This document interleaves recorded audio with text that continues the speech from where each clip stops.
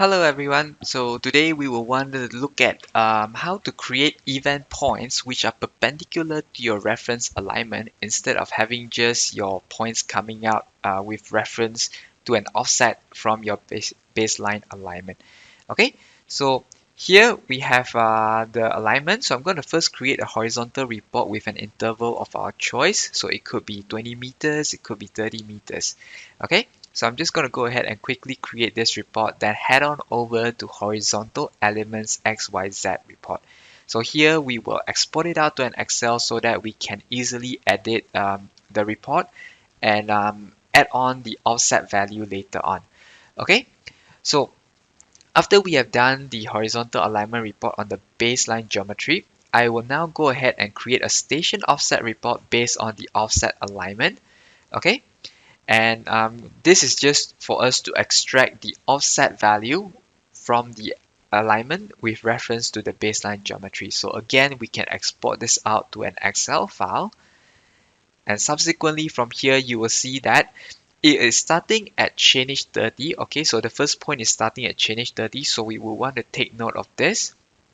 And I'm going to go ahead and just copy all these offset values over to the first Excel file that we have, which is coming from the horizontal report. Then I'm just going to rename the last column here as offset and subsequently copy over and paste this data and be sure that we are actually pasting it in the correct station, which is station 30. Then we will just create a duplicate value for the first and the last point. Then we will take care of this in the model itself. So after we have done all this, I will just go ahead and copy these values over to a text file. So this is just so that we can re-import them back into OpenWorks Designer. So I'm going to save this file right now very quickly. Okay, and after which we will then go back to OpenWorks Designer, and in here is where we will start re-importing the data with the offset value. So I will go ahead now and import the horizontal points from ASCII file with the main geometry as my baseline. Okay, so selecting that, I will need to set up some of the text import wizard parameters, okay, to just tell OpenWorks Designer what data I am trying to bring in.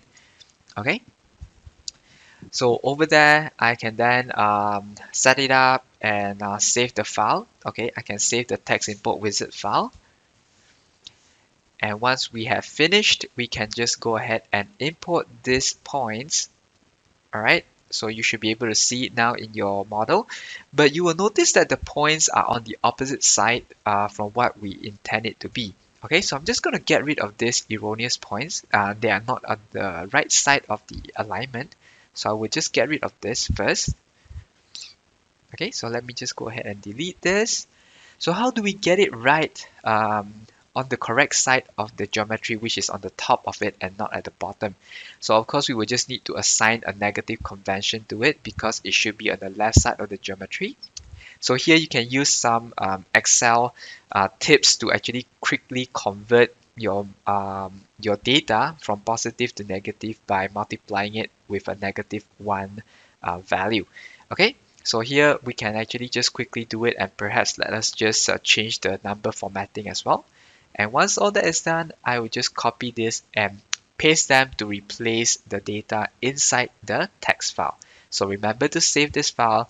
And let's go back to our OpenWorks Designer. So here we will just go back to the same workflow and re-import the horizontal points.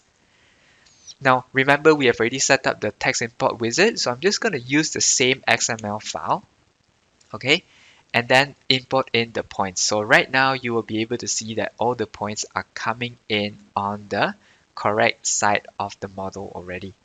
Okay, so now they are on the correct side. However, if you look closely, you will also notice that these points, some of them, they are not actually on top of the offset alignment.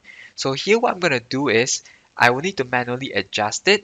So I'm now setting up the guidelines, all right, or you can call it as a construction line if you will, for me to actually manually adjust those points to the line where the offset is. Okay, so you can see here I'm basically just creating the intersecting points, okay, between the guidelines to the offset geometry. Okay, now you can also see that these points here, especially at the tapered region, they are not exactly on top of the line. All right, so what I'm going to do here is I will need to manually shift this so that it lies on top of the offset geometry.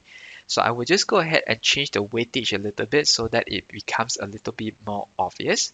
Then I can start manually adjusting this by moving the points to the tip of the line, or rather the construction line that we have created earlier. Okay, so we will need to do this so that they are perpendicular to the line, but at the same time it is also lying on top of the offset element. Okay, so you will see some of them is just basically a little bit off. Okay, and this is attributed to the fact that of course some of the geometry or offset that we have created is at a certain interval.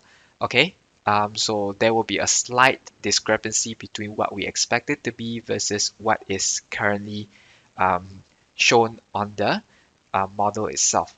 Okay, so I will need to just manually adjust this points to the tip of the lines to coincide with the offset element. Okay, so just a few more to go. Let me just quickly do that. All right. And you would also notice that this only happens when there is a bus bay or any taper elements. Okay, so from the on the straight lines, these will not be an issue. Now, after we have done all that, I will just select all the points and go ahead and create a event point list out of these points. So activating the event point list, we can go ahead and create a new point list for this set of points. Okay, so I'm just going to call it test. Now, if you have an existing point list already, then it will just assign a suffix of 1 to it. Okay, so that's also fine. That's totally fine. Or you can just rename it if you like. Okay, but after that, you can just go ahead and create a point list. So I will just accept the what do you call it? I will just accept the points that I've selected, and then it will all be added onto the point list. Now what we want to do here is to actually set up the offset to be 0, and this is simply because there shouldn't be any offset between the points to the offset alignment right now. Okay, because they should be sitting on top of each other. Alright, so I will set all these offsets to 0. And once that is done, we are good to go to set up the annotation group. If you already have an annotation group set up, that's good. But if not, you can actually use the reference using the Singapore Standards Dataset Annotation Group. So here I am just adding in a new annotation group, but I have to path it back to the event point list that we have just created. Alright, so that OpenWorks Designer recognize that you want to annotate just this specific set of points. Now after that, you can just go ahead and annotate your model. Okay, so once you annotate your model, you can just select the elements of your offset. Okay, and now you will be able to see that the annotation is coming in now at the points where you have the event point created. Okay, so all these points are now actually perpendicular um, to your reference alignment at 30 meters interval with reference to that base element. Okay, so it's not 30 meters based on your offset element, but rather 30 meters based off your reference element, but then offset up by whatever value that you have chosen during your design. Okay, so I hope this helps, and do leave us a comment below if you have any feedback or any thoughts on this. Thank you.